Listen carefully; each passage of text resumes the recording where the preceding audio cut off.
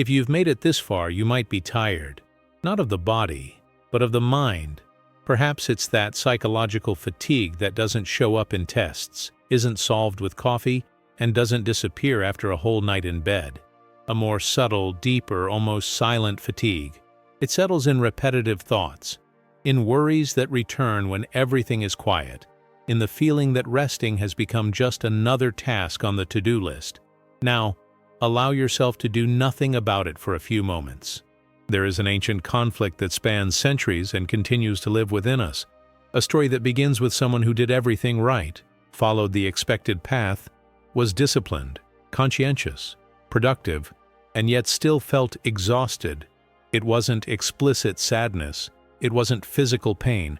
It was an invisible weight, a fatigue that came from the mind trying to sustain the world alone. This story doesn't begin with noise. It begins exactly like this moment, in silence. Perhaps you recognize this. The body may stop, but the mind keeps moving. Practical thoughts mingle with philosophical anxieties. The day ends, but the mind doesn't understand that it's over. There's always something to resolve, something to improve, something to understand. And the more you try to understand, the further away rest seems to get. This is where the real conflict arises. The mind wants control, but rest demands surrender. We live in a time when even relaxation has become a project. Techniques, methods, goals for sleeping better, waking up better, being better. Everything very practical, everything very conscious, and yet insufficient. Because this kind of tiredness doesn't require effort. It requires listening. A silent, almost poetic listening that doesn't try to fix anything. It simply perceives. Perhaps that's why ancient Buddhist teachings don't begin by offering immediate solutions. They start with a simple, almost minimalist observation. Suffering increases when we resist what is already here. Exhaustion arises not only from an excess of tasks, but from an excess of internal tension. From a mind that never rests because it believes that if it stops, everything will crumble. This thought is profoundly human and profoundly exhausting. Now notice something subtle. While you listen to these words, nothing is being demanded of you. There are no complex instructions. There are no goals to achieve. There is only this instant, and perhaps, just perhaps, you can feel a small space opening up between one thought and another. This space is aesthetic in its simplicity. It is philosophical without needing to explain anything. It is conscious without effort. In the story we are about to journey through together, there comes a moment when the character realizes that his greatest exhaustion didn't stem from the path he was taking, but from the way he was walking it. He believed he needed to sustain everything with his mind, to plan everything, to anticipate everything, to protect everything.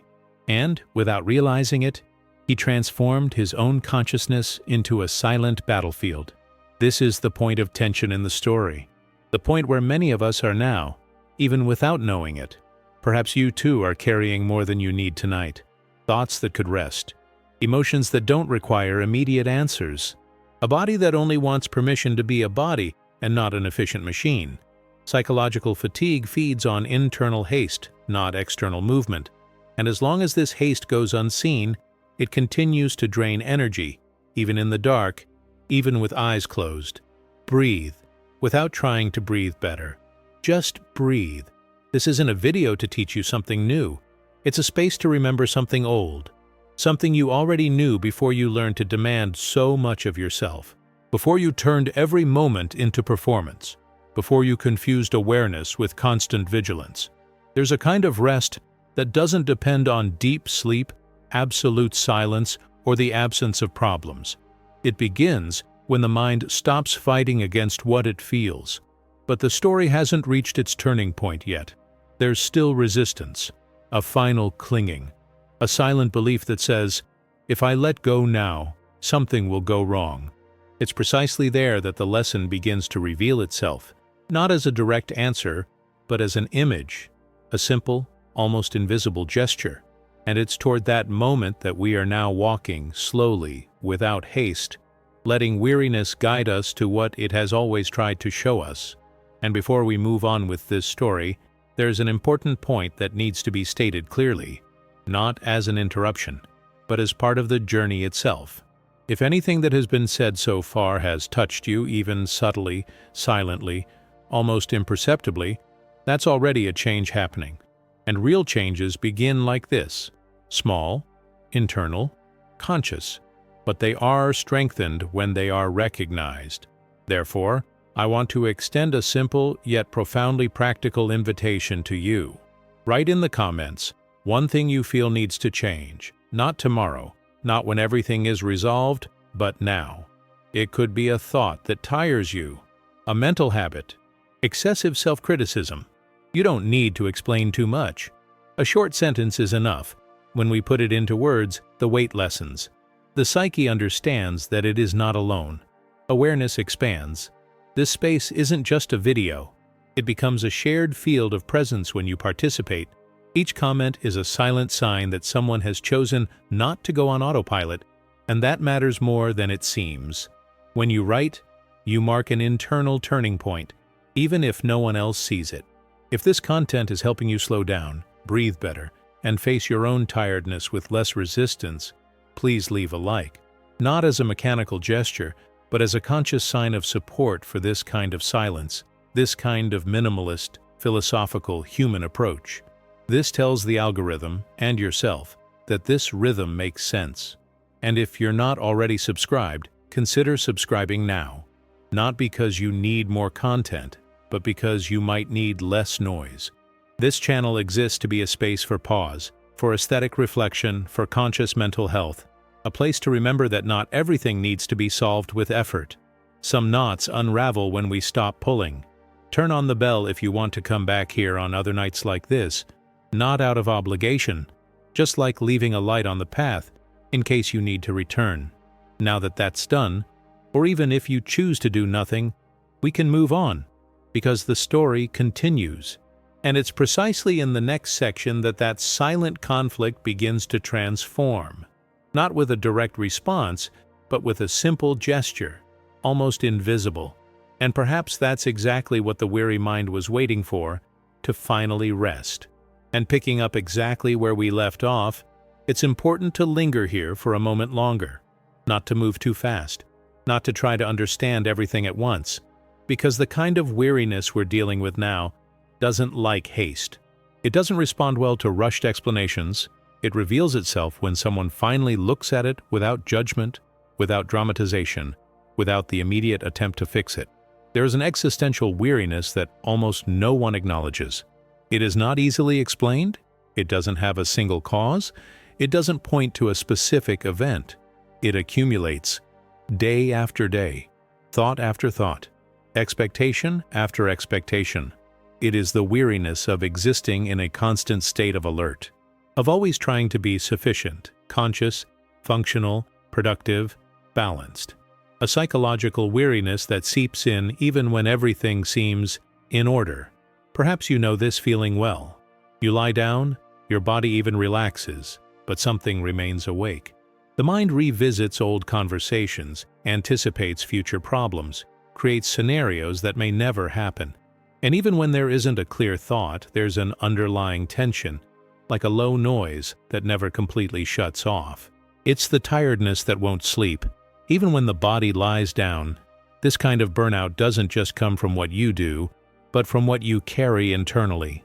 Unspoken expectations, emotional responsibilities, the silent feeling that resting completely would be almost irresponsible, as if stopping were a risk, as if letting go of control for a few minutes could cause some kind of invisible collapse. This is a logic deeply rooted in modern psychology, but rarely questioned. And here, there is no accusation. There is no criticism, only recognition, because this invisible weight is not a sign of weakness. On the contrary, it usually appears in sensitive, conscious, reflective people. People who think too much, feel too much, analyze too much. People who try to do their best, even when no one is watching. The problem is that the mind, when it doesn't rest, begins to confuse vigilance with awareness.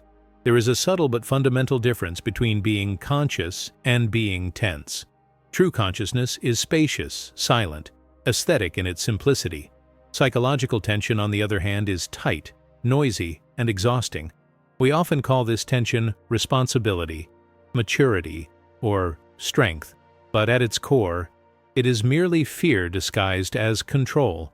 And maintaining this control consumes immense energy. Perhaps you've learned throughout your life that you always need to be prepared, that you can't let your guard down, that deep rest is a luxury, not a necessity. And so, even during moments of pause, something inside you remains standing, observing, calculating, sustaining. This something isn't bad. It's just tired, very tired, but it's never been invited to sit down, break. In Buddhism, fatigue is not spoken of as an enemy to be fought. It is seen as a messenger, a sign that there is excessive effort where there could be more gentleness, an indication that the mind is trying to carry something on its own that doesn't need to be carried in this way. But the modern mind, trained to solve, interpret, and optimize everything, rarely accepts this invitation to simplicity. And here a delicate point arises. Many people feel guilty for being tired, as if tiredness were a sign of ingratitude, as if, by allowing themselves to feel this weight, they were failing in some way. This guilt adds a second layer of exhaustion. In addition to being tired, they judge themselves for being tired. This creates a silent, deeply draining cycle that is rarely broken. Perhaps you are experiencing exactly this right now. Everything seems okay on the outside, but something doesn't fit inside. You fulfill your duties, move forward, but feel like you're always a little behind in your own life, as if you were living on autopilot, while a part of you observes everything from afar, asking only for some real rest. Not a performative rest, but a real, conscious rest, without objectives. This is the kind of exhaustion that doesn't ask for vacations or quick fixes. It asks for permission. Permission to feel without explaining, to exist without producing, to be present without having to prove anything. And this permission, curiously, is one of the hardest things to grant yourself, because it demands detachment. It demands trusting that the world won't crumble if you let go a little now. Understand how even the idea of letting go can generate tension. This says a lot. It says that the mind is used to remaining rigid, even when it's no longer necessary. It says that the body may want to rest, but the mind still doesn't feel safe enough to keep up. This internal misalignment is one of the biggest sources of psychological and emotional fatigue, and it can't be resolved with willpower alone.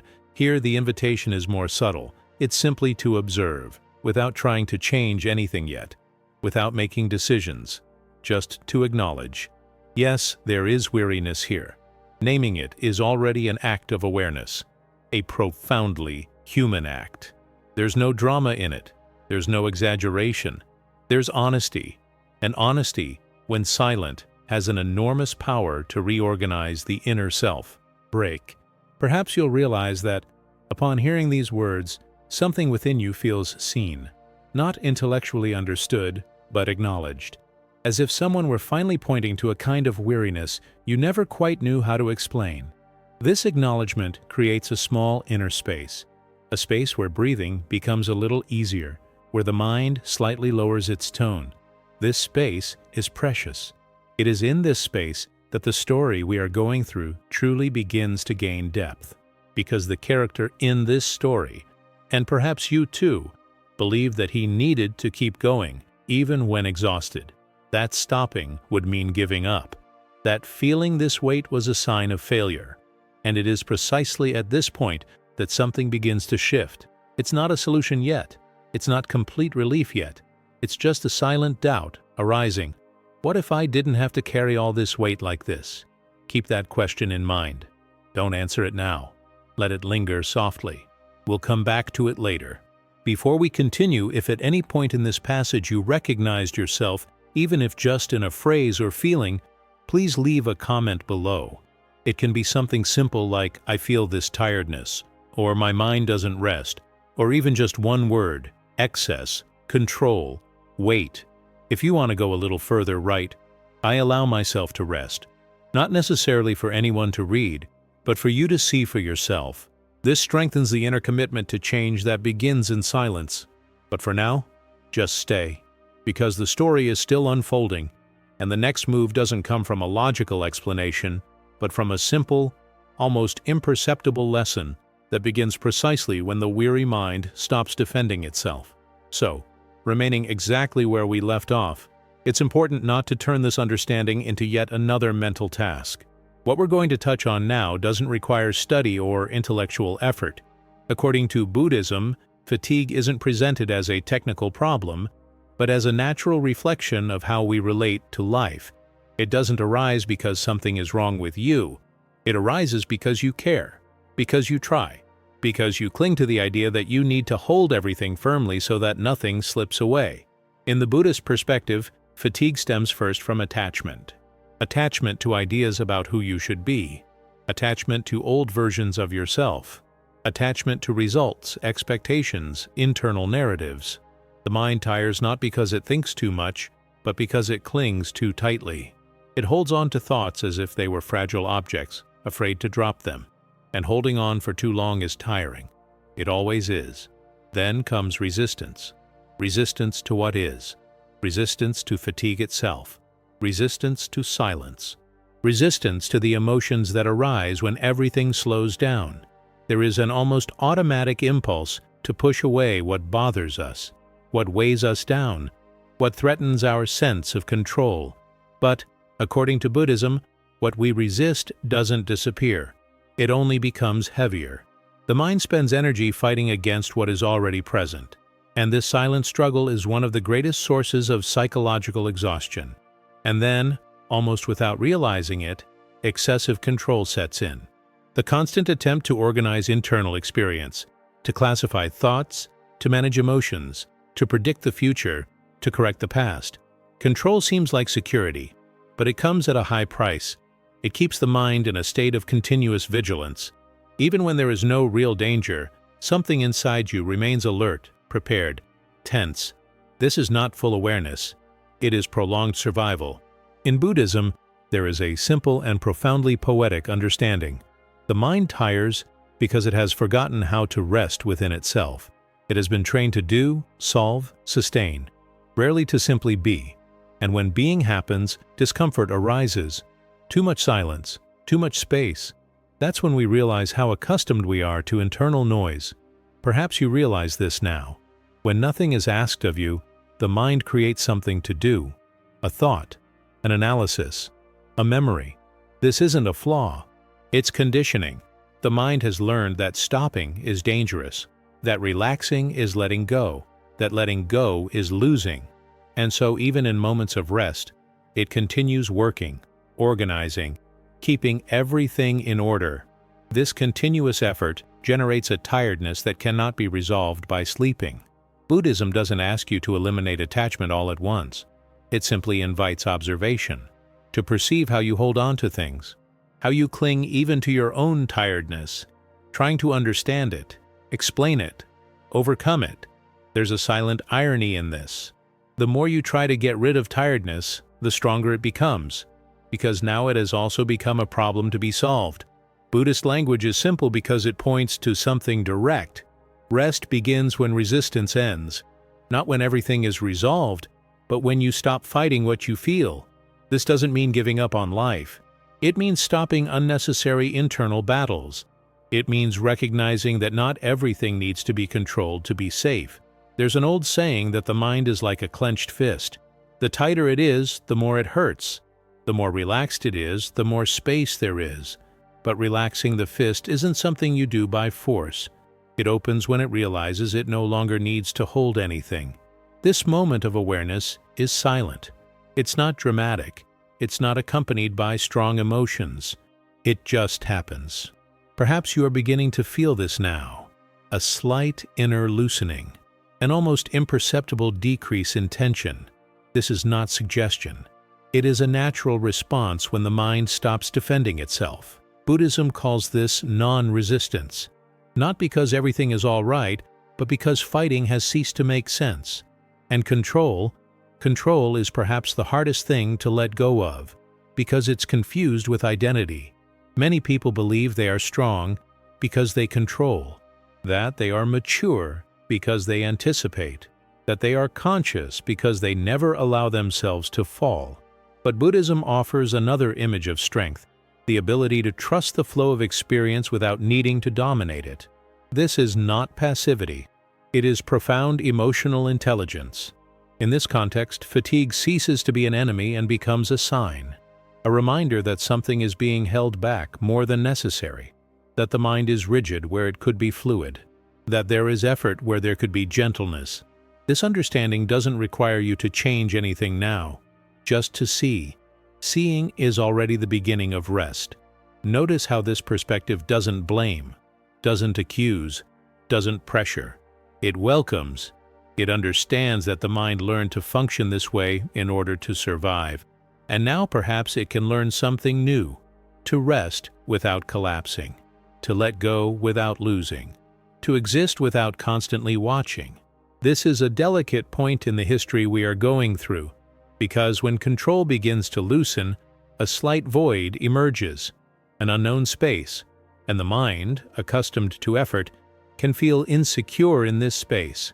It is precisely there that many begin to contract again, but it is also there that something new can emerge if there is enough kindness to remain. Before we move on, let this idea settle within you, not as a concept, but as a feeling.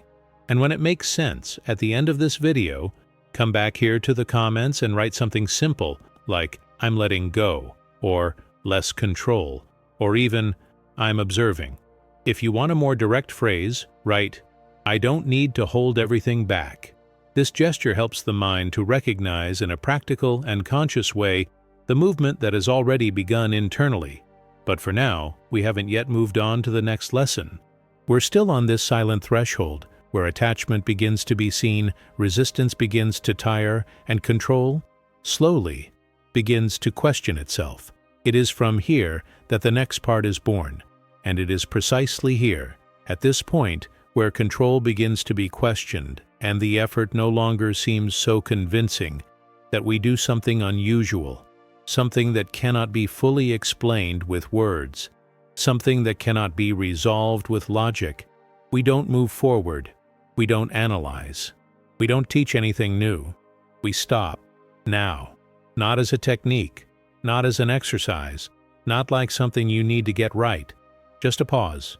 Notice that nothing was asked of you, no special posture, no deep breathing, no attempt to relax. Just stay. And perhaps in that staying, you'll notice how the mind reacts immediately. It wants to fill in. It wants to comment. It wants to understand what's happening. It wants to know how much time is left. This is natural. This is conditioning appearing. Don't fight it. Don't follow it. Just notice. Now, let your breathing happen on its own, without correcting, without going into detail, without deliberately slowing down, or the entrance, "Oh my God." If it's short, leave it short. If it's irregular, leave it irregular. If there's tension, let it be. This is a guided micro-silence, but guided not in the sense of direction, but rather in the sense of permission. Permission not to interfere. Permission not to enhance the experience. Permission not to transform this moment into yet another psychological task. Perhaps you will notice sounds around you, a distant noise, an almost imperceptible detail. Perhaps you will feel the weight of your body being supported. Perhaps you will notice thoughts arising like small waves. Don't push anything away. Don't hold anything close. Just observe the movement happening, like someone looking at the water of a lake without trying to calm it with their hands. This silence is not empty. It is full of space, and space is something a tired mind almost never has. We spend our lives filling every nook and cranny with stimuli, explanations, distractions, narratives. Even rest is usually accompanied by something, a sound, a screen, an expectation. Here, for a few moments, silence is part of the script because it reveals something essential. You don't need to be doing anything to exist. And realizing this, even for a few seconds, reorganizes something deep within our psychology. Notice how the body breathes without asking permission from the mind. It knows. It always has. Even when you were trying to control everything, it continued doing what was essential. That already says a lot. It says that not everything needs to go through conscious effort. It says that there is a silent intelligence operating beneath the mental noise.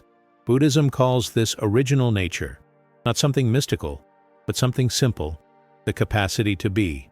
If thoughts come, let them come. They don't interrupt the silence. They happen within it. Silence is not the absence of thought. It's the absence of resistance to thought. This difference is subtle, but it changes everything. When you stop fighting the mind, it naturally loses intensity, not because it was controlled, but because it was embraced. Perhaps a slight restlessness arises now, a desire to move forward, to hear something new, to fill this space with more words. Observe this as well. This restlessness is one of the faces of existential weariness. It reveals how unaccustomed we are to simply being present without stimulus.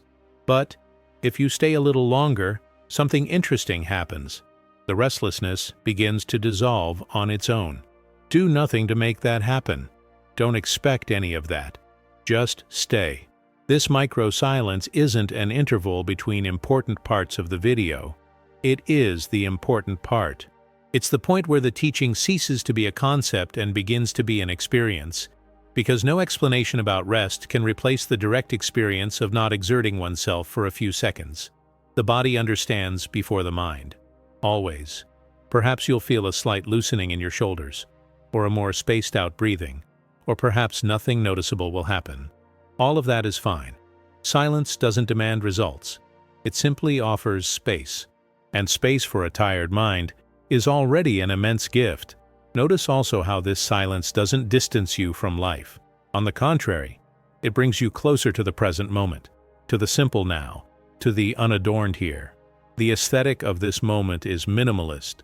Nothing is superfluous, nothing is missing, just enough. And that enough, when finally recognized, brings rest to something profound within us. Stay a moment longer. Now, slowly, without haste, let the words return to occupy the space, not as an abrupt break, but as a gentle continuation. The silence doesn't disappear when the sound returns. It remains in the background, sustaining everything. And it is from this silent background that we move forward in the story.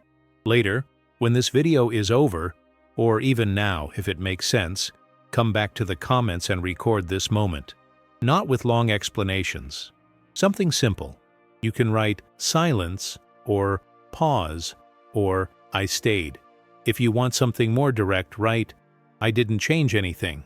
These words help anchor the experience in the conscious mind without turning it into analysis. But for now, we continue, because after the silence, something begins to reveal itself, not as an immediate answer, but as a subtle internal movement, which only becomes possible when the mind, even if only for a few seconds, remembers what it's like not to resist. And it is from this silent background that the story begins to take shape, not as a direct lesson, not as a logical explanation, but as a simple, almost discrete image, the kind that goes unnoticed if the mind is too hurried. Therefore, don't listen as if you're looking for a moral. Listen as if you're watching a scene unfold slowly. Long ago, in a small, secluded temple, lived a monk known for his discipline. He would wake before sunrise, performing each practice, each ritual, each task with utmost care. In everyone's eyes, he was an example of presence, awareness, and dedication. His body was steady, his gestures precise, his posture tranquil. But there was something no one saw, a profound weariness that showed itself neither in words nor in actions, only in an increasingly heavy silence within him. The monk was tired of his own mind. It wasn't physical exhaustion. He could walk long distances, work in the garden, carry water, sit for hours. His body obeyed. The problem was what was happening inside. Thoughts that never stopped. Questions that always returned to the same issues. Doubts about whether he was doing enough. About being on the right path. About not wasting his own life. Even during moments of meditation, his mind continued to move, evaluating the meditation itself. He sat in silence, but something inside him observed the silence, judged the silence, tried to improve the silence, and that exhausted him. At night, when the temple grew quiet and the other monks slept, he stayed awake, not because he wanted to, but because his mind insisted on reviewing the day, anticipating the next, questioning every gesture. He thought, if only I could understand better, if only I could practice more attentively, if only I could quiet my mind. And the more he tried, the further away quiet seemed to get. This is an important detail in the story. The monk was not negligent. He did not shirk his practice. On the contrary, he overexerted himself. His weariness stemmed precisely from excessive internal effort, from the constant attempt to reach a state he believed was necessary. He wanted peace, and without realizing it, he transformed the search for peace into yet another source of psychological tension. One morning, after a nearly sleepless night, the monk went to fetch water from the well. The sun had not yet fully risen, and the air was cold. As he pulled the bucket, he realized that his mind was especially agitated that day. Thoughts about the past surfaced, mixed with worries about the future. Nothing seemed to fit. There was a constant inner noise, as if something was always out of place. He paused for a moment, not by conscious decision, but because his body simply tired of pulling. He stood there holding the rope, looking at the still water at the bottom of the well. The surface was completely still. No ripples, no visible movement, and yet the water was alive, present, available. The monk observed the water for longer than usual, not because he was formally meditating, but because something within him was curious. How could something remain so still without being dead? How could it not move and yet sustain everything? As he watched, he realized his mind was still racing. Thoughts came and went, but for the first time in a long time, he didn't try to stop them. He didn't try to correct them. He didn't try to replace them with something better. He just stood there, holding the rope, watching the water, letting his mind do what it always did. And something strange happened. Nothing changed dramatically. No revelations, no intense sensations. But the tiredness, that specific, psychological, silent tiredness, seemed to lessen a little. Not disappear, just loosen, as if, for a few moments, the mind had stopped watching itself. The monk realized he was tired not because he was thinking, but because he never stopped observing his own thoughts. He never let his mind simply be mind. He demanded presence all the time. He demanded awareness all the time. He demanded correction all the time. And this kept him in a state of continuous tension, even in the simplest moments. He returned to the temple with the bucket full. He completed his tasks. He sat down in silence again. But something was different, not externally, internally. He no longer sought a specific state. He didn't try to achieve an ideal of calm. He simply sat, and when his mind wandered, he noticed. When his mind tired, he noticed, without trying to change. The days passed. The weariness still lingered. Some nights were still long, but the invisible weight was no longer the same.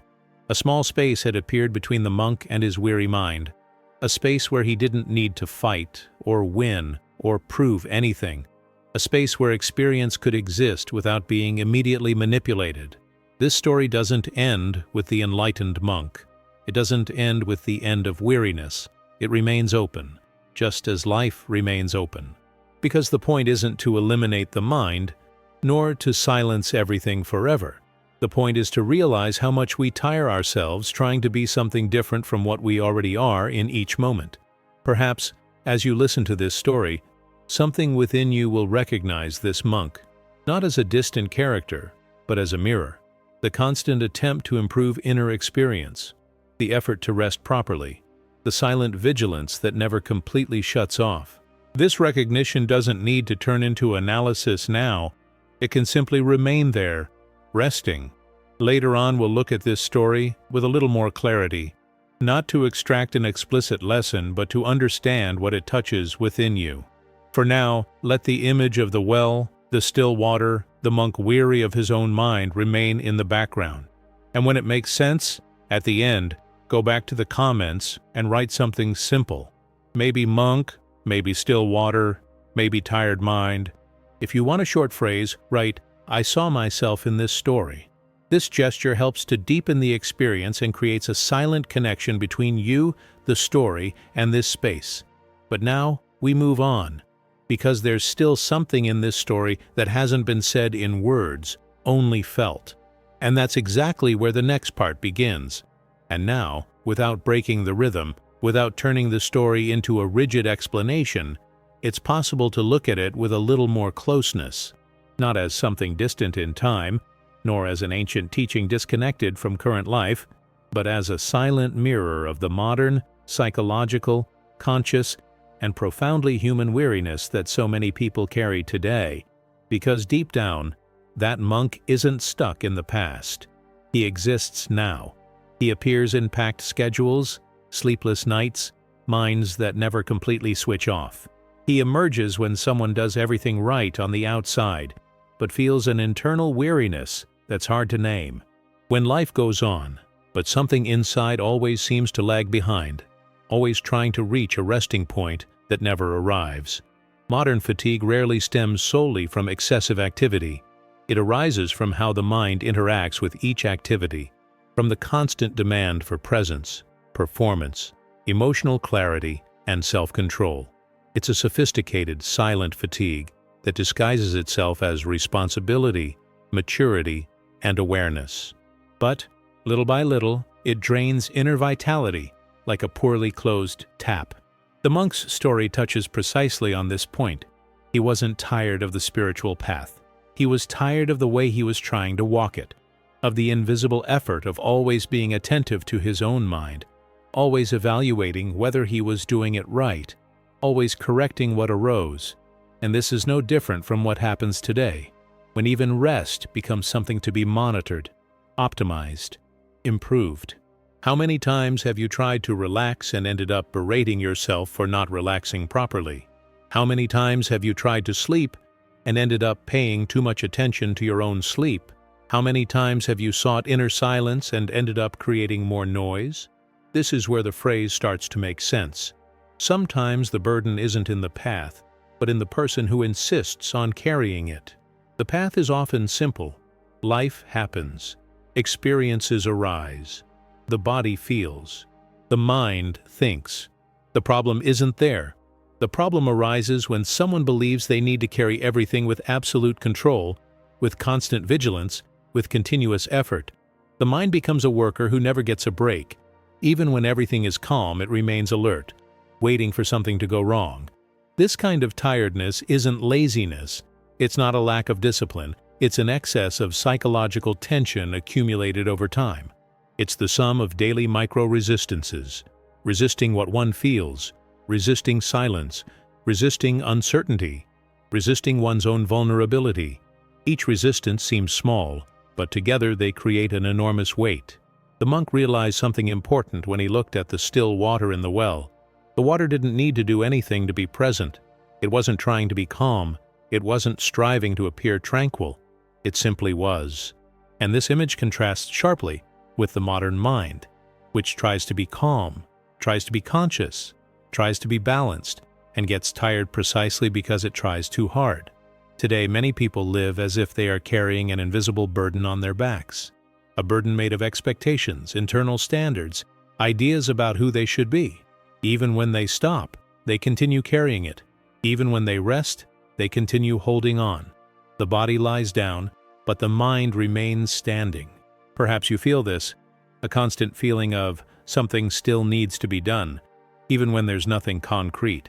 An internal state of readiness that never completely shuts off. This creates a slow, deep wear and tear that doesn't explode into crises, but spreads in the form of emotional exhaustion, demotivation, and difficulty being present. A gentle interpretation of this story doesn't ask you to drop everything, change your life, or abandon your responsibilities. It simply points to a simple, yet powerful question. What exactly are you insisting on carrying right now? And even more importantly, does it really need to be carried in this way? The monk didn't abandon the practice. He didn't abandon the path. He simply stopped carrying the experience with such rigidity. And this change is internal, invisible. No one around notices, but the impact is profound. Because when the weight decreases, the energy begins to circulate again. Life ceases to be a burden and becomes movement again. In modern times, people often confuse letting go with giving up.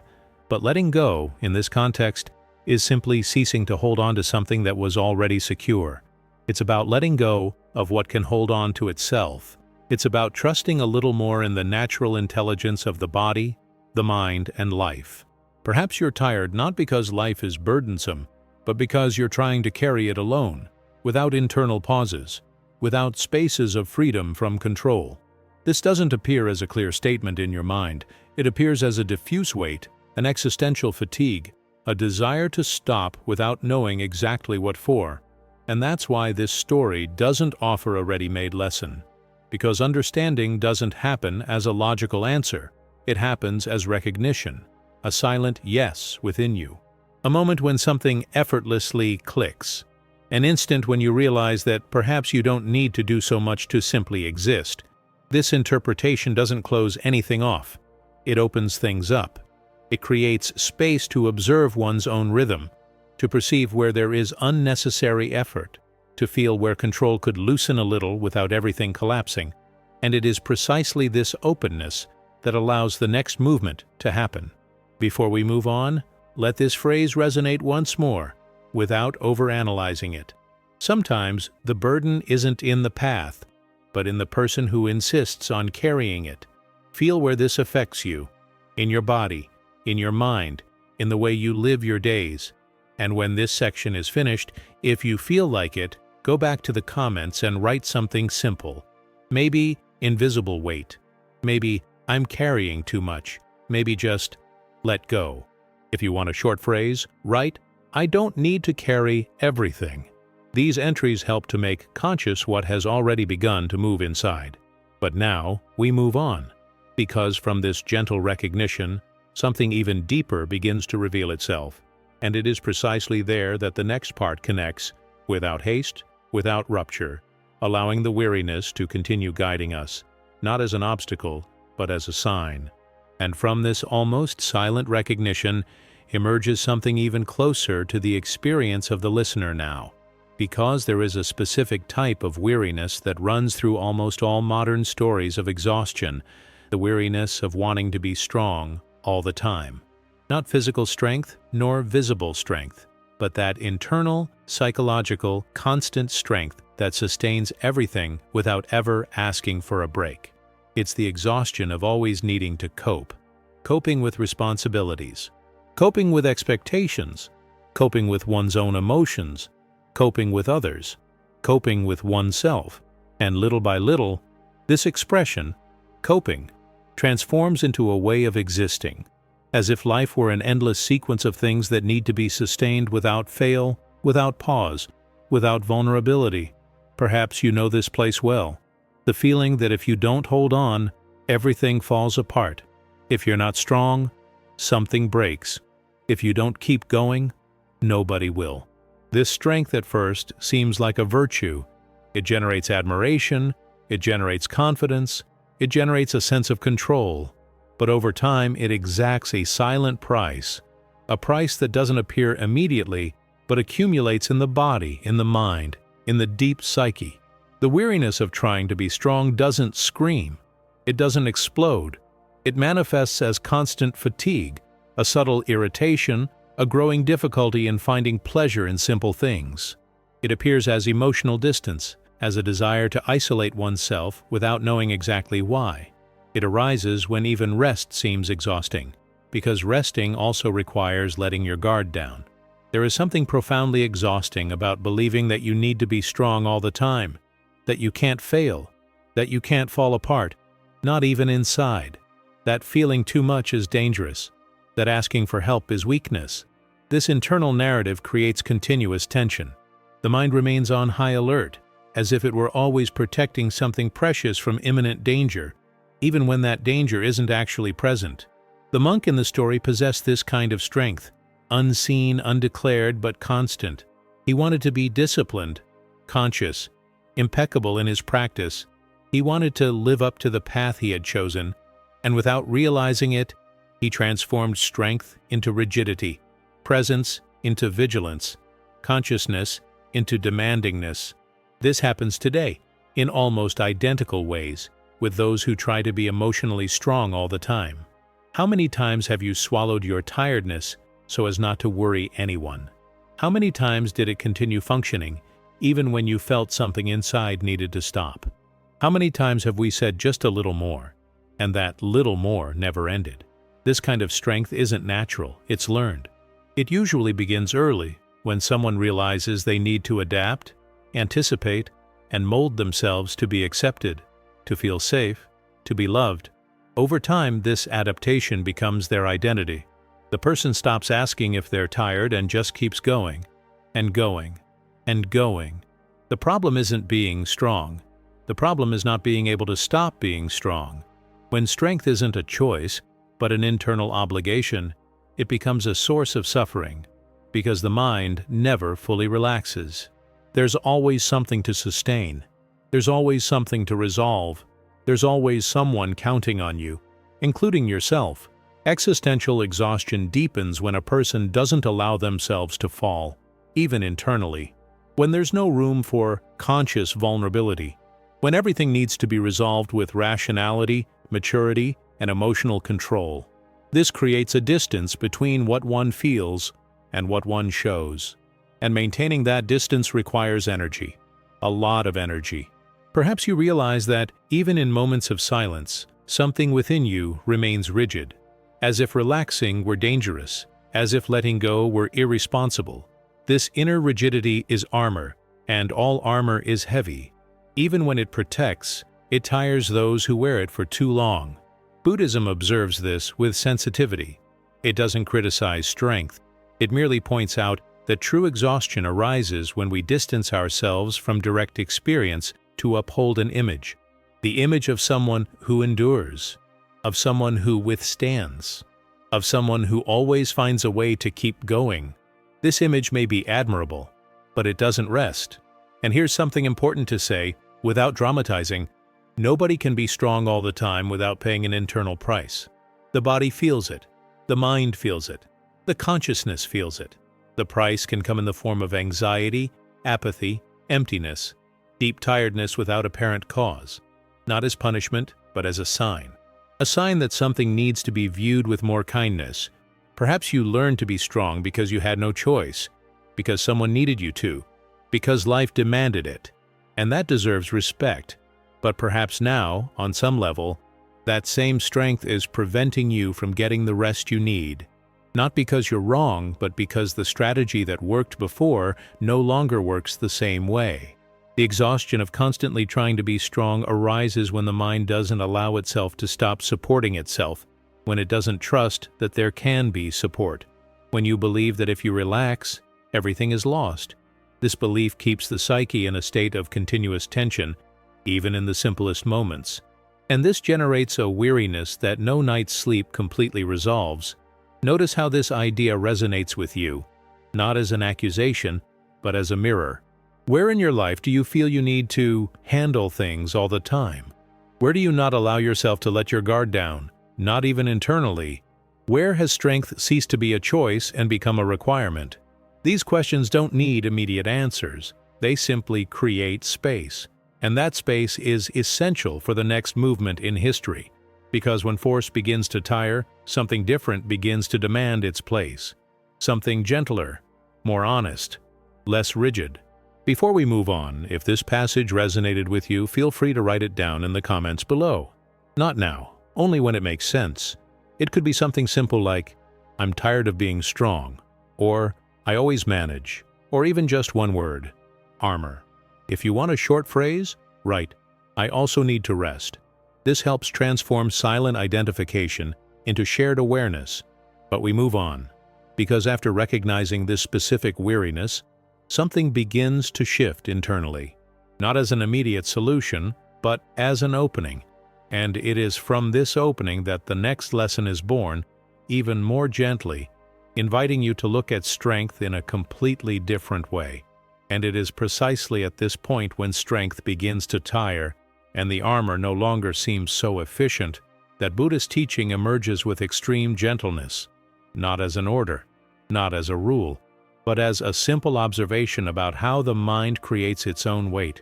A teaching that does not ask for immediate change, only a more honest look at what is already happening inside, In Buddhism, there's little talk about fighting against fatigue. The focus is on not resisting. And this idea, at first glance, may sound strange to a modern practical mind trained to solve, correct, and improve everything. Because not resisting seems like passivity. It seems like giving up. It seems like weakness. But it's none of that. Not resisting is a profoundly conscious movement. It's stopping pushing away what is already present. There is a simple phrase that runs through this teaching. What you don't push, doesn't push back. Notice how this works in your body right now. When something bothers you internally, a thought, an emotion, a sensation, the automatic reaction is to push, to try to push away, to distract, to correct, to control. This internal pushing creates tension.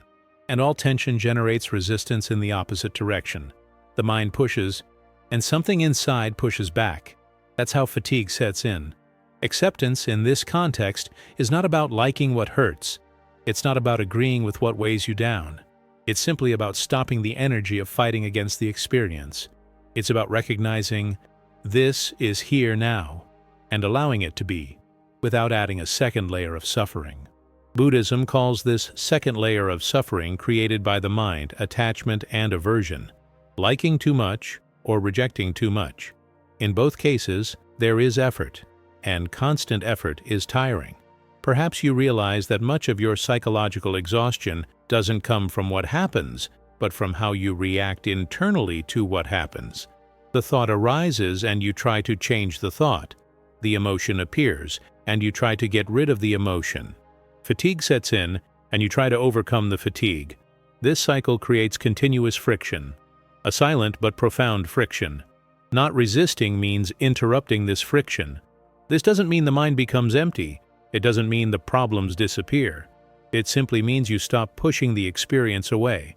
And when the pushing ceases, something curious happens. The experience loses some of its power, not because it has been eliminated, but because it is no longer being fueled by resistance. Think of quicksand. The more you struggle, the deeper you sink. When you stop fighting, your body finds a new equilibrium. The mind works similarly. The more you resist what you feel, the more trapped you become in that feeling. When you stop resisting, you create space. And space is rest. Buddhist acceptance is aesthetic in its simplicity. It doesn't require positive phrases. It doesn't require mental reprogramming. It doesn't require conscious effort. It simply invites you to realize that what you are pushing away is already part of the experience. And pushing doesn't change that. It only tires you out. Perhaps you are resisting your own tiredness right now, thinking that you shouldn't feel this way, that you should be better, calmer, more resolved. This resistance creates a silent internal war. The mind splits in two. One part feels, the other judges. One part is tired, the other demands strength. This division consumes energy. The teaching of non-resistance doesn't attempt to force these parts together.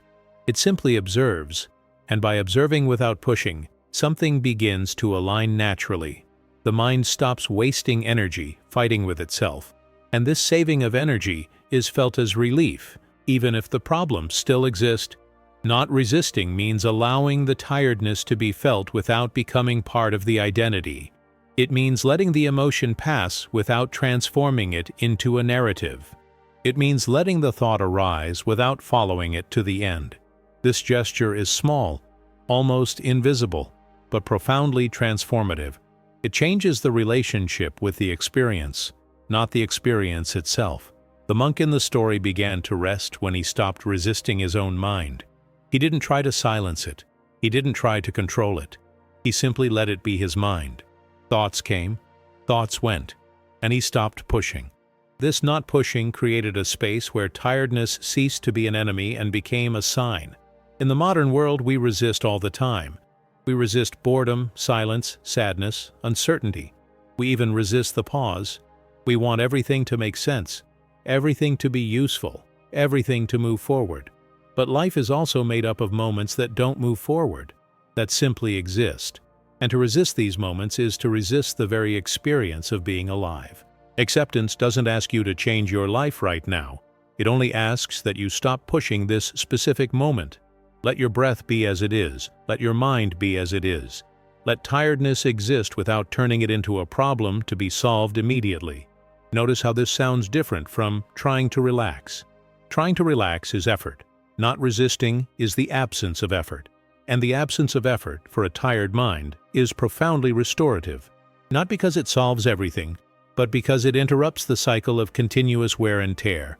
Perhaps you feel afraid of not being able to resist, afraid of sinking, afraid of losing control, afraid of not being able to cope.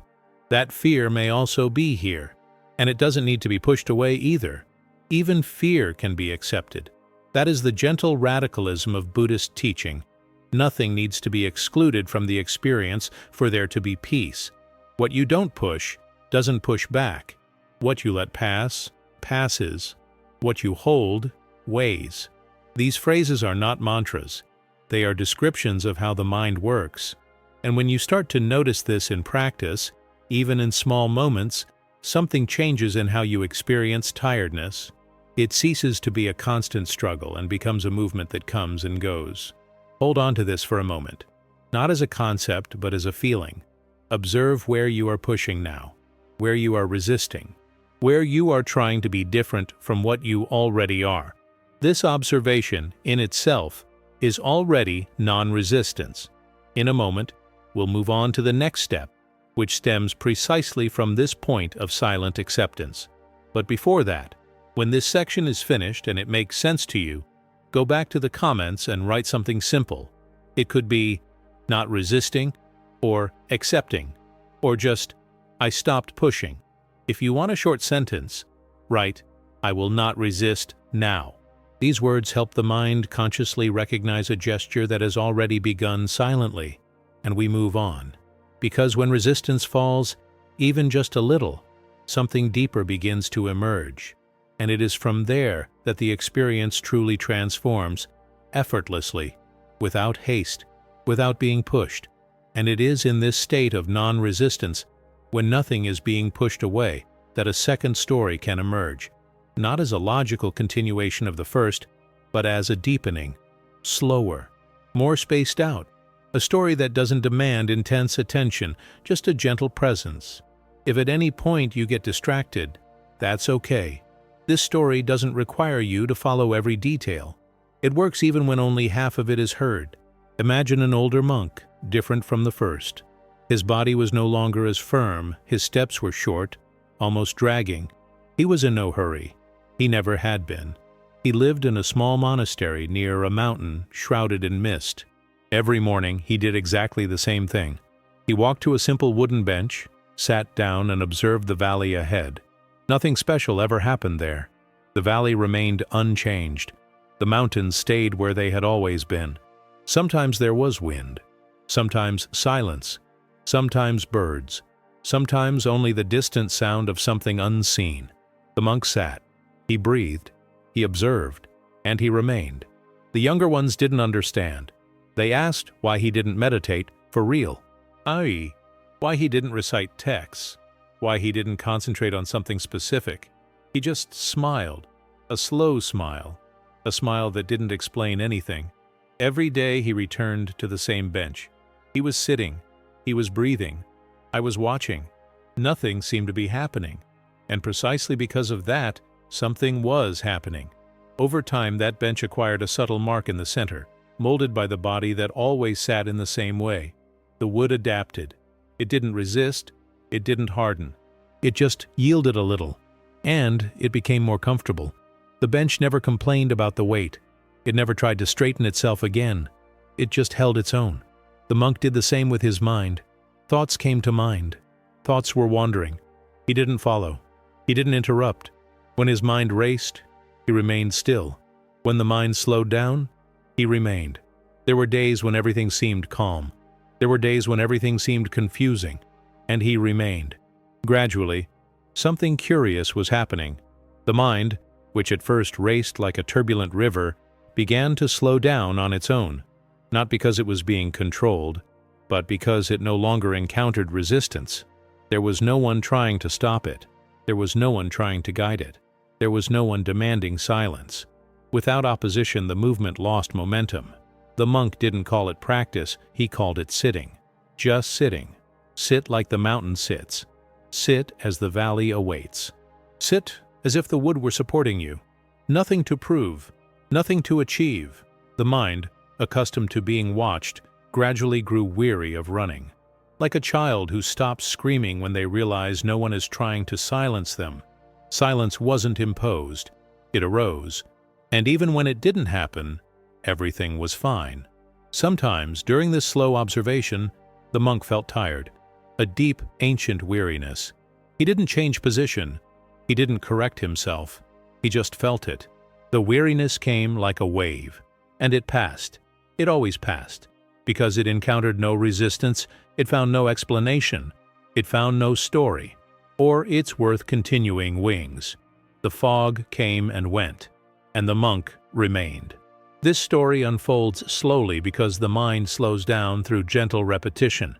Not through impact, not through revelation, but through continuous contact with something that demands nothing. The bench demanded no posture. The valley demanded no attention. The silence demanded no respect. Everything simply was. Perhaps as you listen to this, something within you will begin to match this rhythm.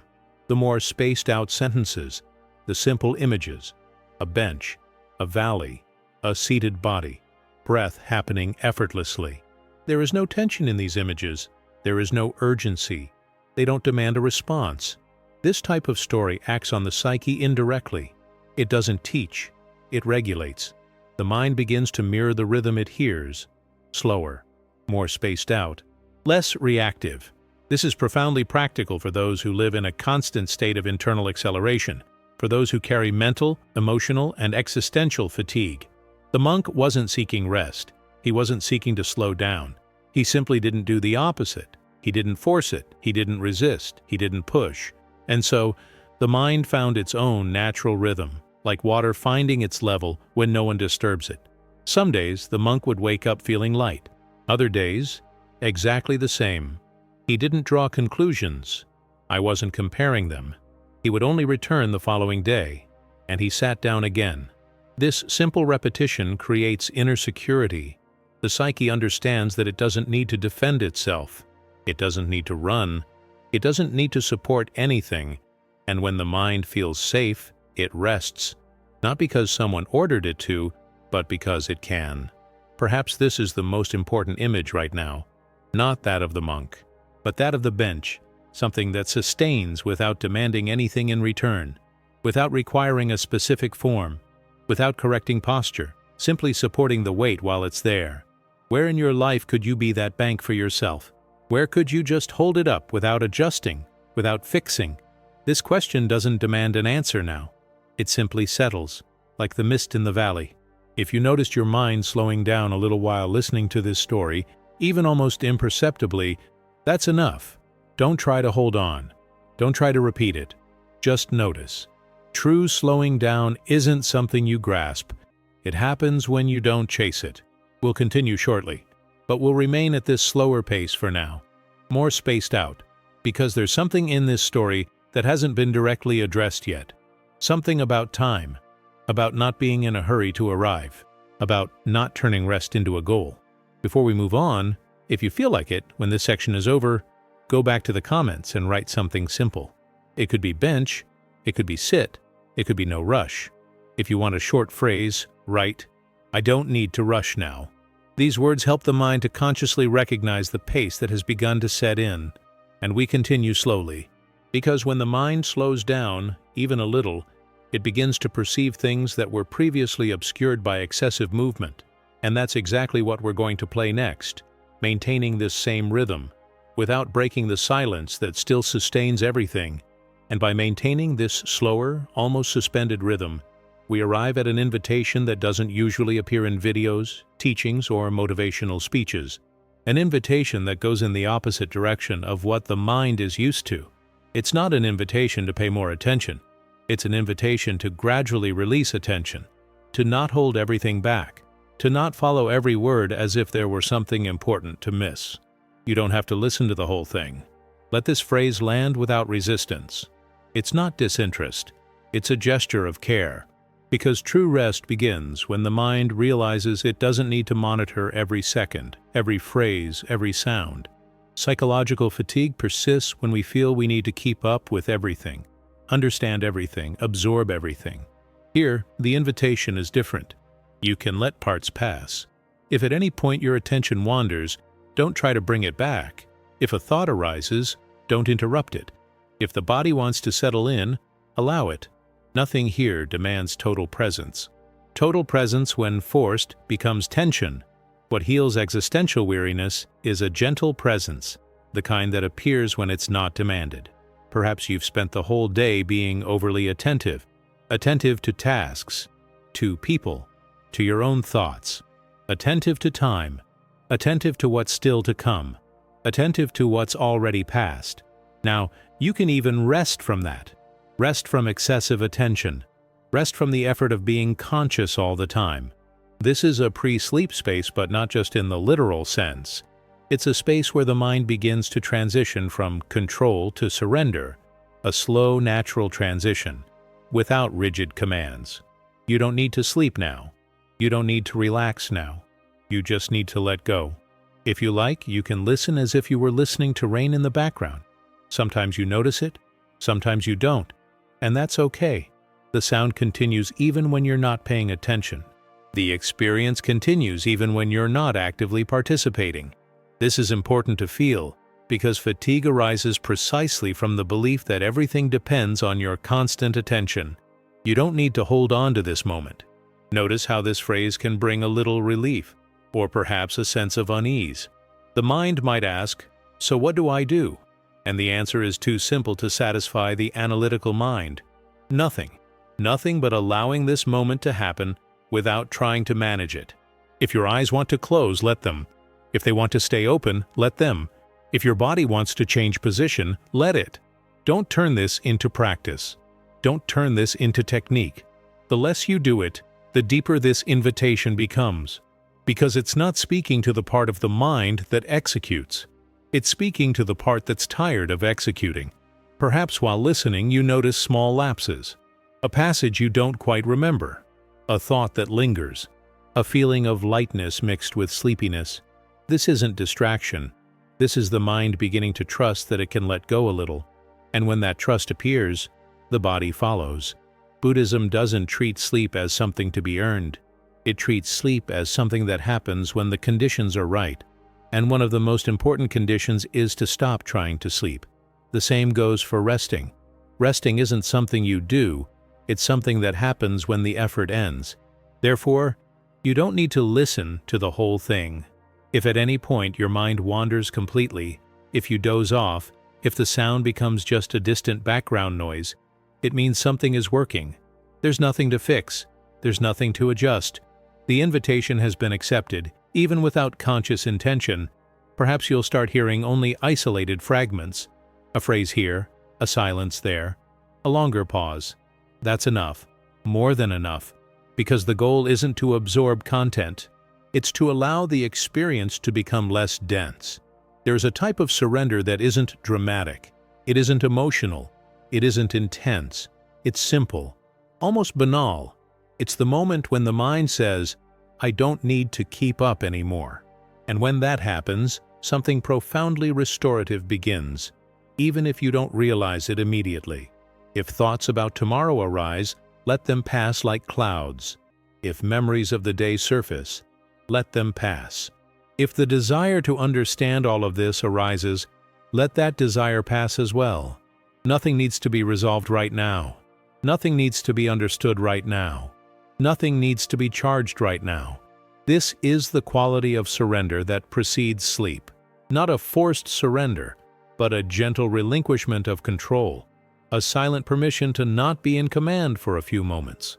For those who are tired of coping, this gesture is profoundly therapeutic, even if it is not recognized as such. Perhaps you'll notice that, upon hearing this, your body begins to feel a little heavier, or perhaps it feels lighter. It doesn't matter. The body knows the way when the mind stops interfering, and the mind learns this way when it realizes it won't be held accountable for anything here. You can leave at any time. You can stay until the end. You may not know where you left off. All of this is correct. And as this invitation to surrender deepens, Something begins to silently reorganize itself, not as a clear change, but as a subtle internal adjustment, an almost invisible shift in how you relate to your own tiredness. It's not yet complete rest. It's not yet sleep. It's the threshold, the space between holding on and letting go. It is precisely from this space that we will move forward, without haste, without disruption, maintaining this tone of permission, because something important is revealed when the mind is no longer so attentive, so rigid, so vigilant. And before letting this passage completely dissolve, when it makes sense to you, now or later, go back to the comments and record something simple, without over-elaborating. You can write, "I let it go," or "I didn't hear everything," or just "surrender." If you want a short phrase, write, "I don't need to listen to the end." These small entries help the mind consciously recognize a gesture that often happens on its own. And we continue, slowly. Because when the delivery begins, even discreetly, the next move doesn't need explaining. It just happens. And from this state of gentle surrender, when the mind is no longer so rigid and attention has stopped holding everything tightly, something begins to become more perceptible. Something that has always been there, but is almost never listened to gently. The tired body, not as an obstacle, not as a problem to be solved, but as a silent ally that has been trying to communicate for a long time. There's a very common, almost automatic narrative that the body gets in the way. It feels too much, gets too tired, needs too much. It asks for a break when the mind wants to keep going. It weighs you down when your head wants lightness. And so, little by little, a conflict develops. The mind tries to take control. The body tries to signal. And in this mismatch, fatigue intensifies. But your body isn't against you. The body is not the enemy of your rhythm, your productivity, or your awareness.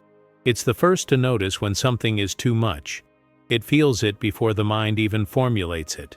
It warns you before the collapse happens. The problem is that, for too long, we've been taught to ignore these signals, to push our limits, to treat the body as something that needs to be overcome, not listened to. Perhaps you've learned to live from the head up, thinking, solving, anticipating, while the body was left for later, a later that never came. And then, when the body finally demands attention, the mind reacts with impatience. Not now. It's not the right time. I need to hold on a little longer. This internal dialogue creates distance, and distance is exhausting. A tired body isn't failing. It's fulfilling its function. It's saying that something needs attention, that the pace is too high, that the tension has become too constant, that breathing is too shallow. These signs aren't weakness. They are organic intelligence. An intelligence that doesn't speak in words, but in sensations.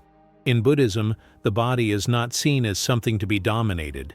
It is seen as a field of consciousness, a space where experience happens. Ignoring the body is ignoring half of the experience of being alive, and when that half is neglected for too long, it begins to scream in the form of tiredness, diffuse pain, heaviness, exhaustion without apparent cause. Perhaps now, as you listen, you can perceive the body in a different way, not as something that needs to change position, adjust, improve, but as something that is here, supporting you.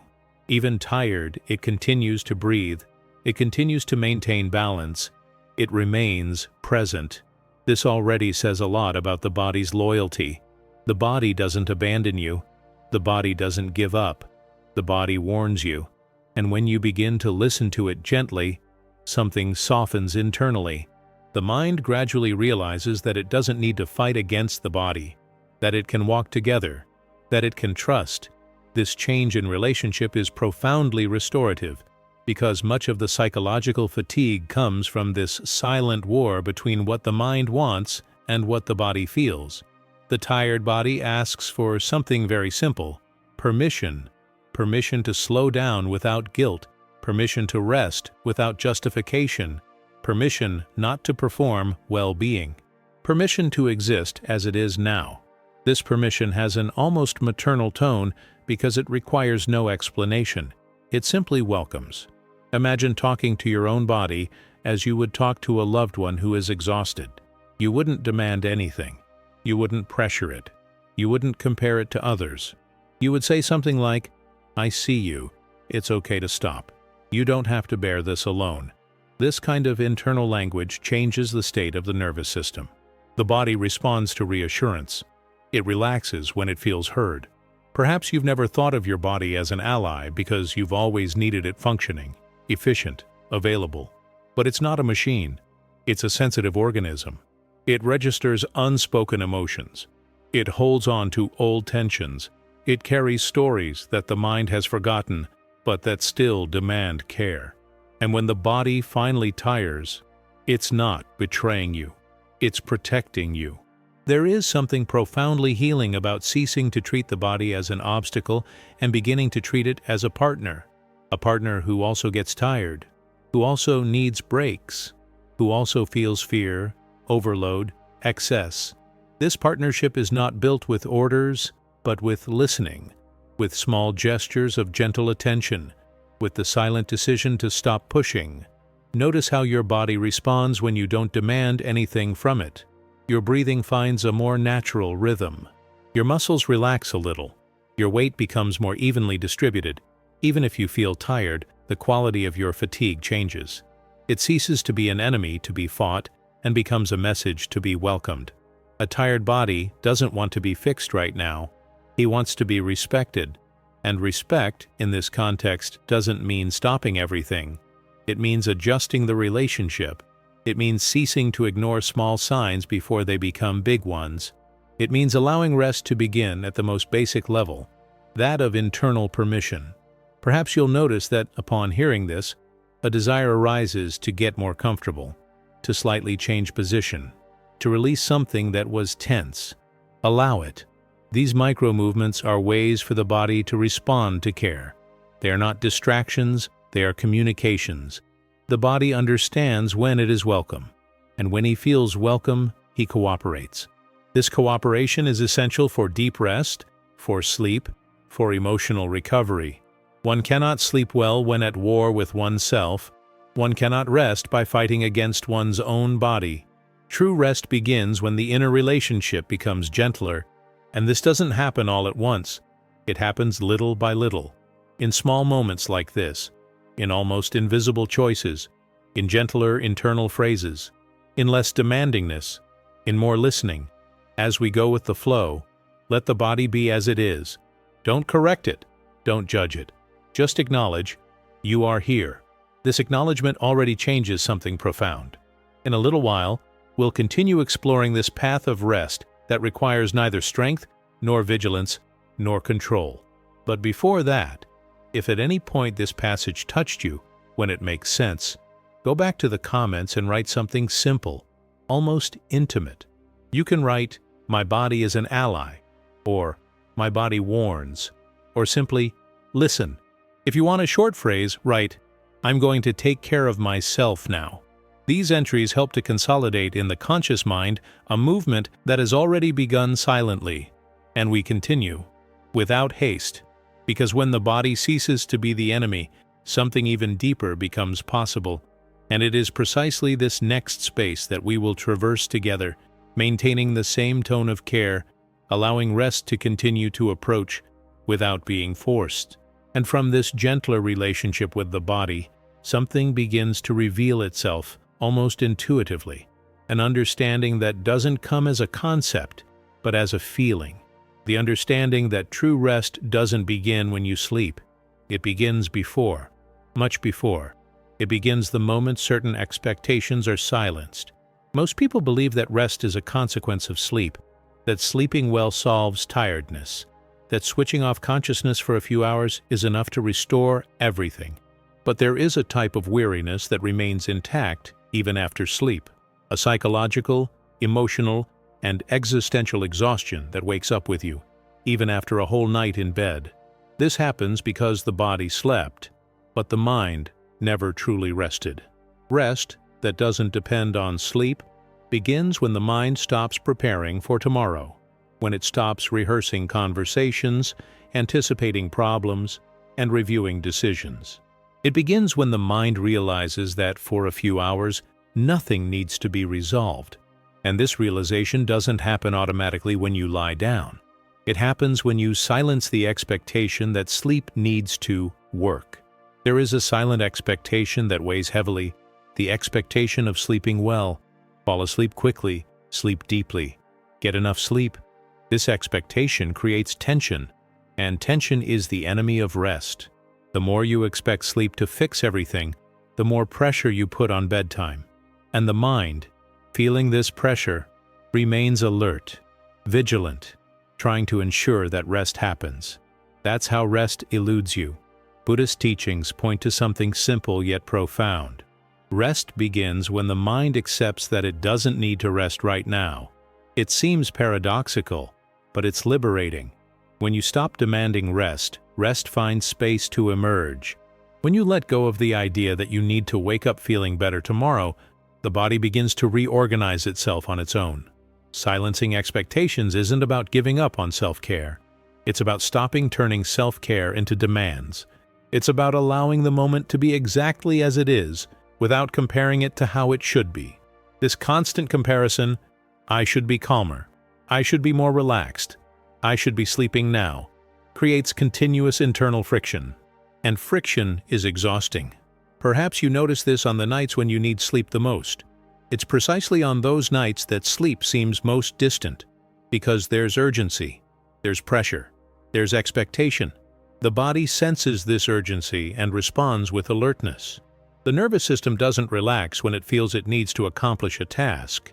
Even if that task is sleeping, rest that doesn't depend on sleep begins when you accept being awake without turning it into a problem, when you accept feeling tired without trying to overcome it, when you accept that perhaps your body just needs quiet, not necessarily unconsciousness.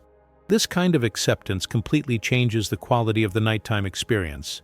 There is a rest that happens while you are still conscious, a rest that manifests as a decrease in internal effort, as a temporary abandonment of mental narratives, as a suspension of the need to understand everything. This rest can happen even with your eyes open, even before lying down, even while you are still listening to these words.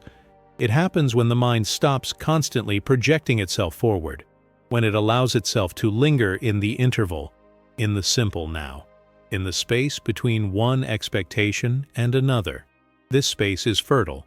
It calms, it organizes, it prepares the body for sleep, but doesn't demand that sleep come immediately. Silencing expectations is saying internally, I don't need to sleep now. I don't need to wake up feeling better tomorrow. I don't need to use this moment to improve anything. These phrases are not mantras. They are permissions. And permissions have a direct effect on the psychological state. They take the mind out of performance mode and put it in presence mode. Presence doesn't solve everything, but it provides rest. Deeply. Perhaps you'll notice that upon hearing this, something relaxes you, not because the tiredness has disappeared, but because the struggle has lessened. The body senses when the mind stops demanding. It responds with small changes. Breathing deepens slightly. The jaw relaxes, the shoulders lower. These signs are subtle, but they are real. They indicate that rest has begun, even before sleep. The most common mistake is believing that rest comes after everything is resolved, after the thoughts cease, after the day makes sense, after the worries are organized. But true rest doesn't wait for that. It happens in the midst of the mess, when you stop trying to organize it now. Buddhism doesn't teach forcing silence. It teaches stopping feeding the noise. Not feeding expectations is a powerful way to stop feeding the noise. When you expect nothing from this moment, it becomes light, and lightness is a natural invitation to rest. Perhaps you're used to going to bed already thinking about tomorrow, about the schedule, about the appointments, about what needs to work. This constant anticipation robs your body of the chance to switch off. Rest that doesn't depend on sleep invites you to let go of tomorrow for a few moments. Not because it doesn't matter, but because it doesn't need to be carried now. Now is not the time for planning. Now is not the time for resolution. Now is the time to stop demanding. This not demanding is profoundly therapeutic for a tired mind. It creates an inner space where the body can take over, where natural rhythms emerge, where sleep, if it comes, comes effortlessly, and if it doesn't come, there is still rest. This is important to hear. You can rest even without sleeping. Rest from control. Rest from expectation. Rest from constant vigilance. This rest prepares the ground for sleep, but doesn't force it. And that's precisely why it works. Perhaps you'll feel like staying awake, just listening, without a goal. Perhaps you'll doze off. Perhaps you'll come and go. All of this is part of that pre-rest. There's no right or wrong here. There's no goal. There's only permission. As we continue, keep this idea in the background. Rest begins when you stop expecting something from this moment. When you silence expectation, the body understands that it can let go. And when the body lets go, something reorganizes itself in a profound and silent way. In a moment, we'll continue from this point, not rushing, but allowing this understanding to settle in at the right pace. Before that, when it makes sense to you, now or later, go back to the comments and write something simple. You can write, "Rest before sleep," or "No expectations," or just, "I don't need to now." If you want a short phrase, write, "I expect nothing from this moment." Chi. These small entries help the mind consciously recognize a rest that has already begun, and we move on, because when expectations subside, the next move happens almost on its own, and it is precisely in this space where nothing is demanded that something even deeper begins to reveal itself, and from this silence of expectations, without demanding anything from the moment, the mind begins to become more receptive to simple images.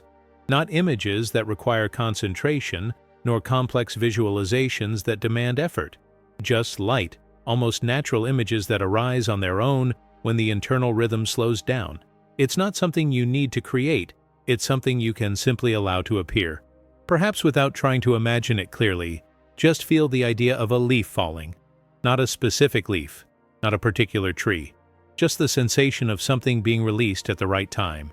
The leaf doesn't argue with the wind, it doesn't decide the perfect moment, it simply falls, slowly, sometimes spinning, sometimes descending in an almost straight line, without urgency, without a precise direction, just following its natural movement.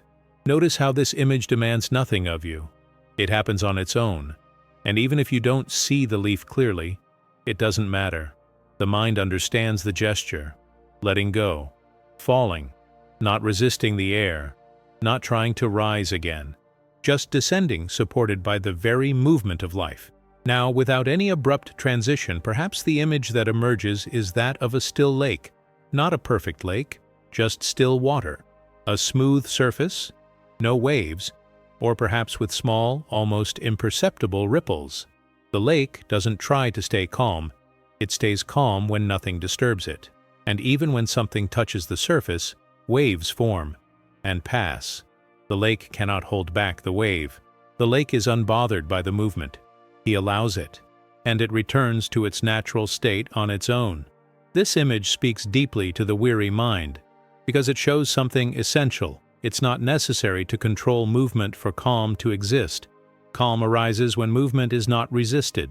Just like in the lake, thoughts can arise, emotions can pass, sensations can move, and all of this can happen without destroying the state of rest. Perhaps you'll notice that upon hearing this, your breathing finds a more relaxed rhythm.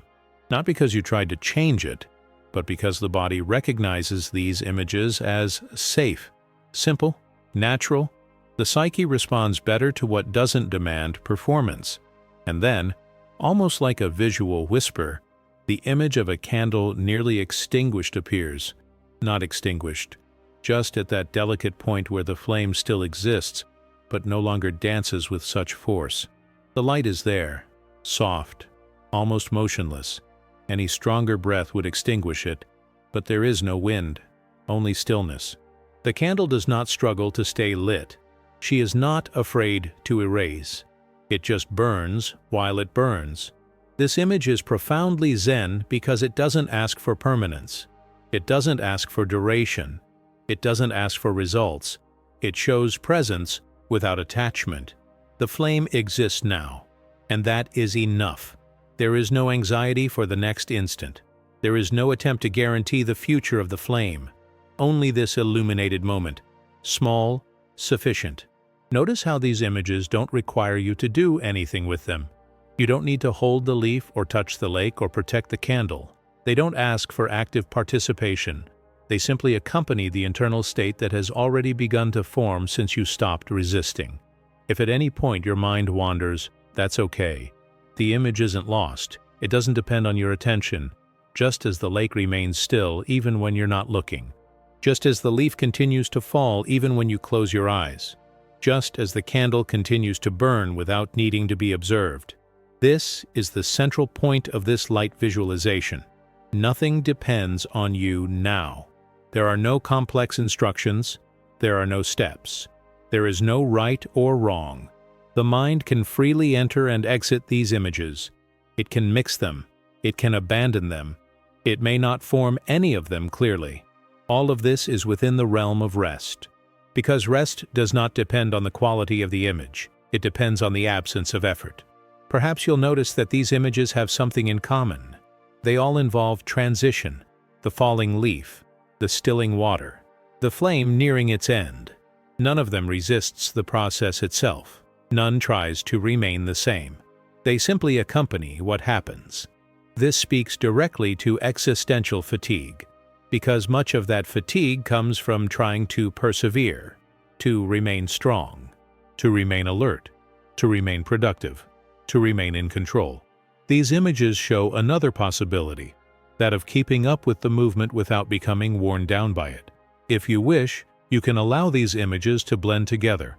A leaf falling onto the lake, small ripples, the water calming down again. In the background, a soft light, like that of a candle, illuminating effortlessly. Don't construct this mentally. Just let it happen if it happens. And if nothing happens, that's okay too. This type of visualization doesn't aim to take you anywhere. It simply fosters the space where rest can arise. It's like preparing the inner environment without haste, without expectation. The body senses when the environment is safe. The mind senses when it will not be pressured. Perhaps you're just listening right now. Perhaps I'm a little absent. He might be almost asleep. All of this is welcome. Light Zen visualization isn't meant to work. It's meant to avoid hindering, to avoid adding more layers to an already weary psyche, to offer images that don't require interpretation, only allow for rest. While these images remain in the background, something continues to silently reorganize itself, not as a clear event, but as a shift in internal quality, less rigidity, less urgency, less effort to exist. And it's important not to leave this too quickly, not to jump to the next understanding, not to turn this into just another step to be accomplished. Just stay a little longer in this simple, almost childlike, almost primordial imagistic space where the mind doesn't need to prove anything. If at any point you find yourself trying to visualize it correctly, let it go. There's no right way. The right image is one that doesn't require attention. The wrong image is one that becomes a task.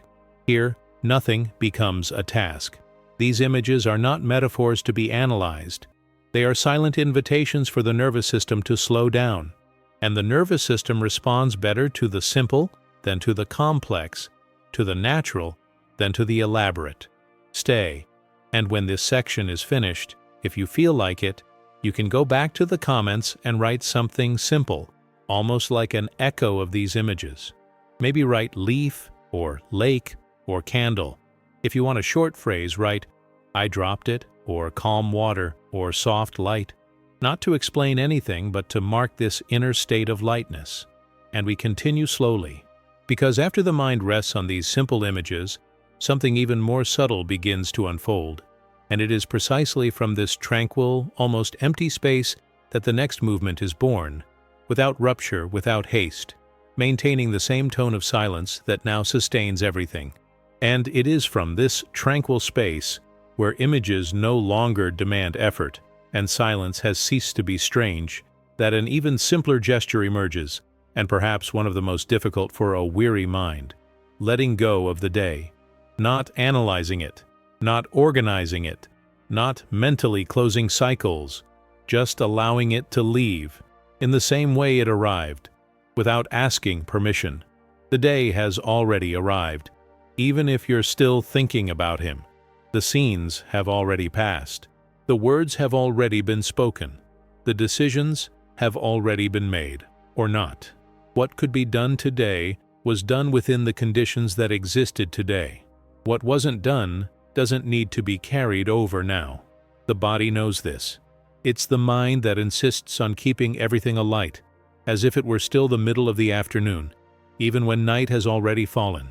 Perhaps you've noticed how your mind likes to replay things all day long, as if it were reviewing a movie. A conversation that could have been different, a detail that went unnoticed, a small mistake that took on enormous weight, a commitment that hasn't even happened yet, but is already being experienced in advance. This constant review creates a state of continuous alert, and alert never rests. Here, the invitation is different. You can let the day go by without understanding everything, without tying up all the loose ends, without resolving internal issues. Nothing needs to be resolved right now. This phrase is not a consolation. It is a description of the reality of this moment. Now it is night. Now it is pause. Now it is intermission. The day can no longer be modified, only mentally repeated. And mental repetition is tiring, very tiring, because each repetition is an unconscious attempt at belated control. Letting go of the day doesn't mean denying what happened. It means recognizing that this is no longer a time for action. It's a time for rest. And rest doesn't require clarity, only permission. Perhaps you feel an internal resistance to this idea, as if by letting go of the day, something important would be forgotten, as if relaxing were synonymous with irresponsibility. This resistance is common. It comes from the habit of associating personal value with constant vigilance. But watching the past doesn't change it. It only prolongs the wear and tear. You don't need to learn everything right now. There's no need to draw lessons now. There's no need to mature right now. Maturation also happens when you sleep, when you're not trying to understand, when the body takes over and the mind steps out of the spotlight. Many profound integrations happen precisely when you stop thinking about them. Letting go of the day is like putting a heavy backpack on the ground, even if it's just for a few hours. You can pick it up again tomorrow if you need to. Nothing will be lost, but right now, carrying it isn't necessary.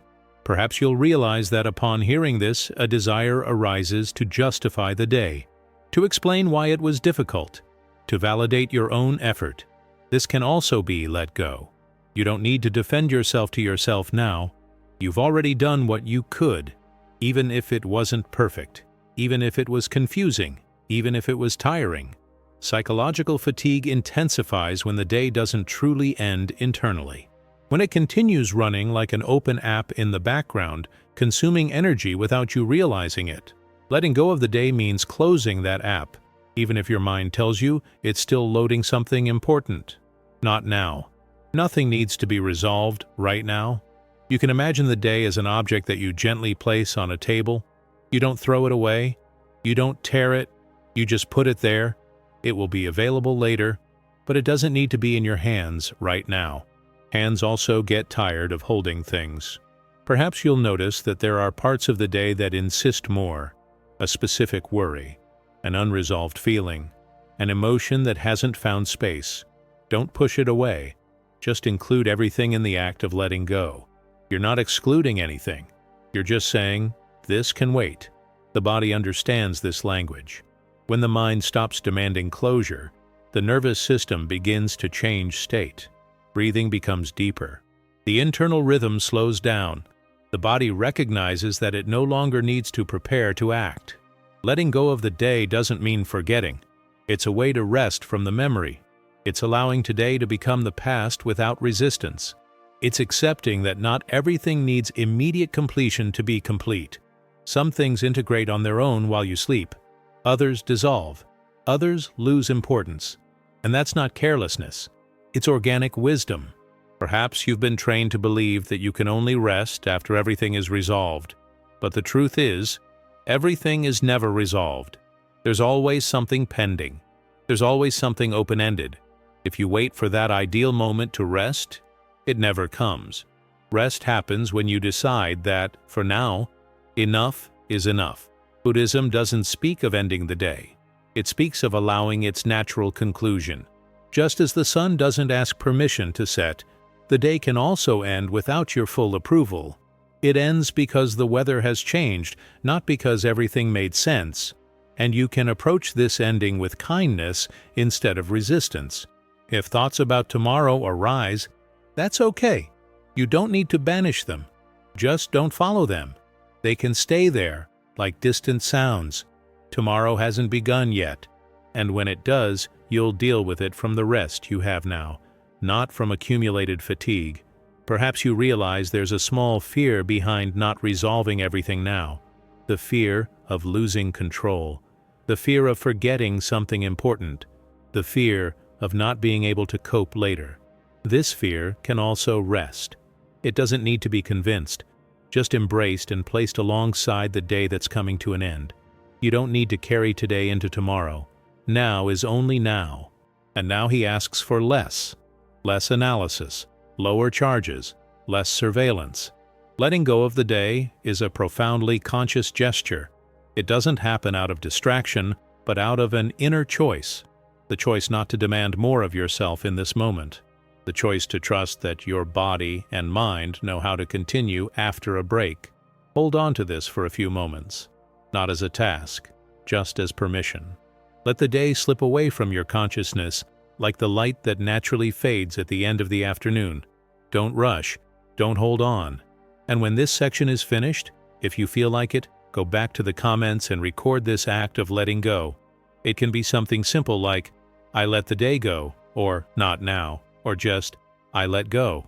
If you want a short phrase, write, nothing needs to be resolved now. These records help the mind consciously recognize a rest that often begins without words. And we move on. Because when the day finally fades, even if only a little, the space that remains is not empty.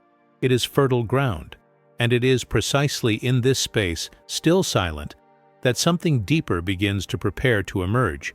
And now, without changing the tone, without closing doors, without turning this moment into a definitive end, we arrive at an open closing point. Not a closing that concludes, but one that leaves space. Because true rest doesn't like overly rigid endings. It prefers ellipses. It prefers silent continuity.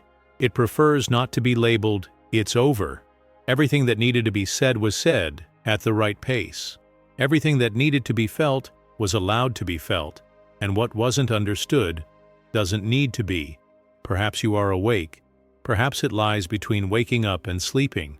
Perhaps you've already drifted away a few times and come back without realizing it. All of this is part of it.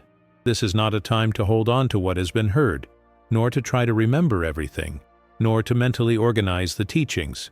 If something stayed with you, it stayed with you. If something passed, it passed. Nothing here requires retention. What truly matters is not remembered by the mind, but integrated by the body and by silence. There is a special delicacy to this point, because when there is nothing left to do, nothing left to understand, nothing left to improve, something inside you can finally rest without feeling behind, without the feeling that something is still missing, without the pressure of having to seize the moment. You don't need to enjoy anything right now. If the mind wants to keep listening, it listens. If she wants to distance herself, she distances herself. If you want to sleep, sleep. There's nothing wrong with that. Buddhism speaks a lot about not interfering with the natural flow of things. And this moment is exactly that. A flow that doesn't need to be guided. A state that doesn't need to be sustained. A rest that doesn't need to be confirmed. You might notice that your body feels heavier, or perhaps lighter. Perhaps the breathing is more spaced out, or perhaps almost imperceptible. Don't stare too closely. Do not correct. Just allow it. This ending doesn't truly close because the experience continues even without words. The silence that formed here doesn't disappear when the sound ends. It simply becomes less perceptible.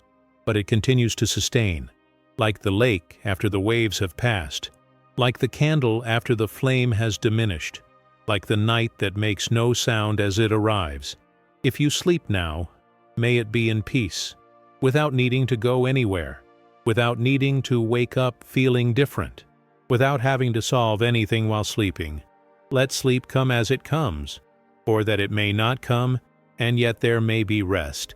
Because resting isn't about disappearing, it's about stopping the fight. Perhaps you're used to ending things with effort, with decision, with a promise. Not here.